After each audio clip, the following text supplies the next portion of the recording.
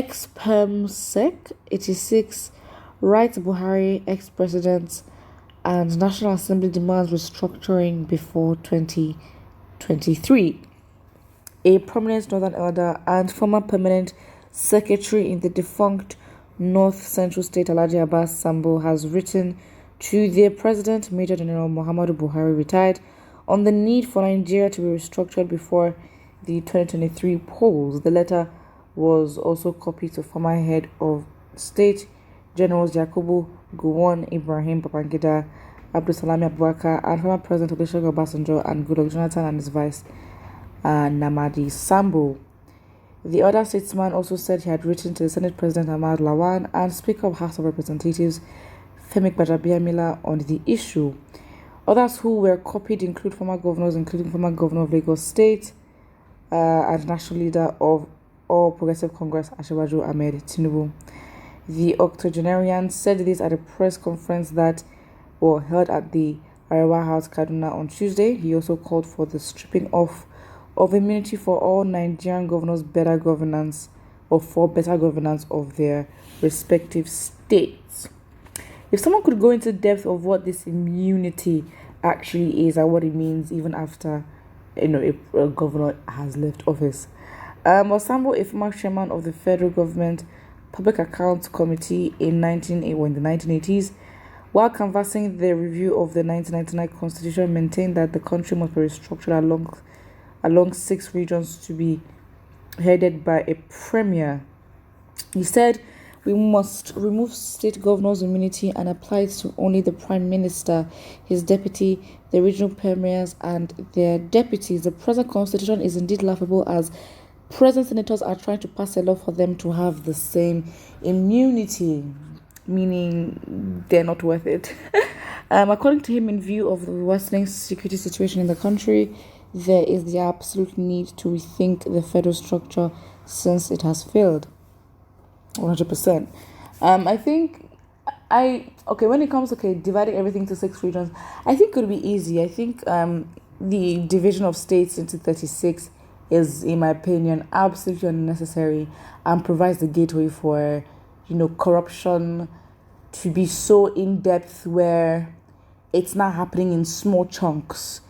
When you now look at the aggregate corruption, it now looks insurmountable.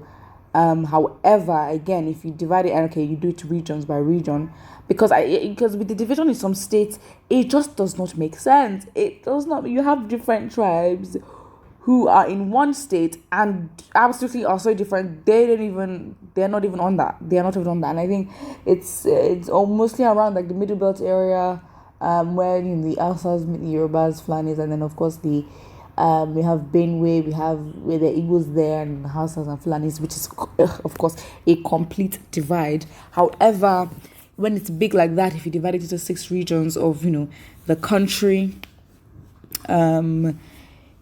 again, when it comes to corruption, it's highly likely that corruption would still continue, because the attention is not diverted into little remote areas.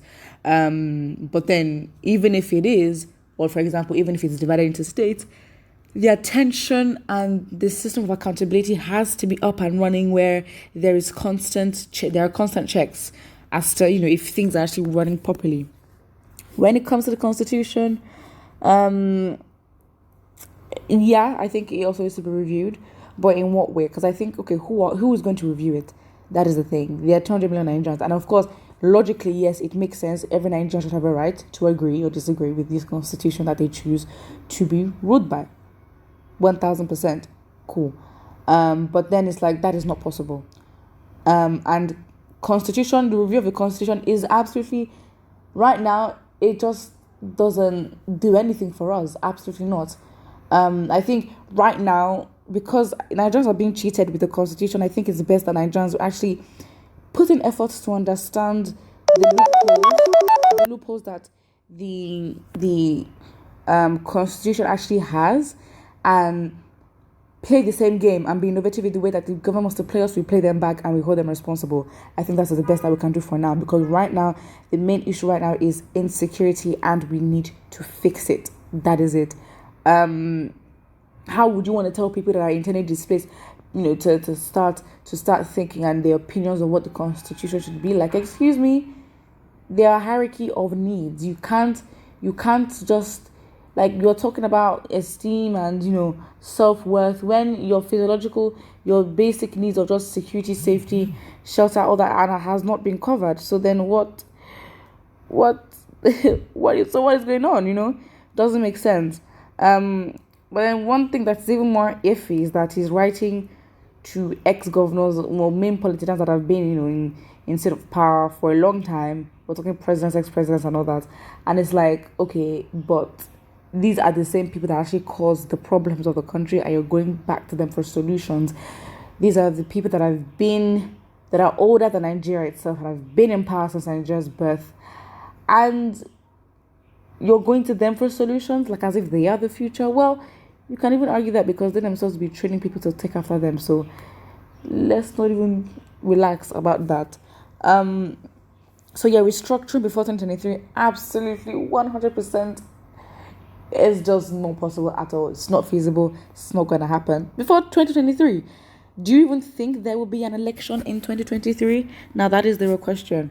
Really, right now, all this don't make sense. All this don't make sense.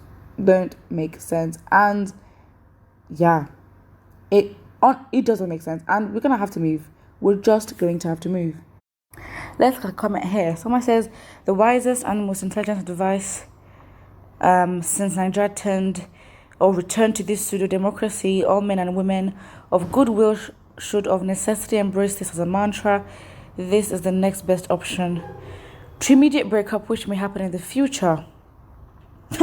Someone says, and replies to this specific comment and says, it's a bait and is devoid of any iota of sincerity. And I totally agree, because you're not going to Nigerians, you're not speaking to Nigerians, the actual,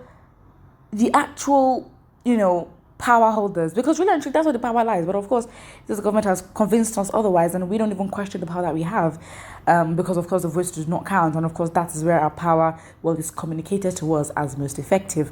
However, it's like, excuse me, you're going back to the problems, to the people that have led Nigeria, and has, with each one coming in, they are the ones that have made the country worse with every administration.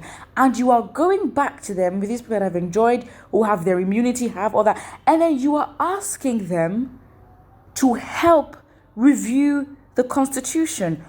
How does that show that you are a serious person? How does that show you actually want genuine, effective outcome from this? Absolutely not. Because the people that actually matter, the people you're meant to be serving, the people the constitution is actually made for, the Nigerian citizens, are not even stakeholders in what you're talking about. So by that logic, it's cancelled. But what I think, don't forget to like and subscribe.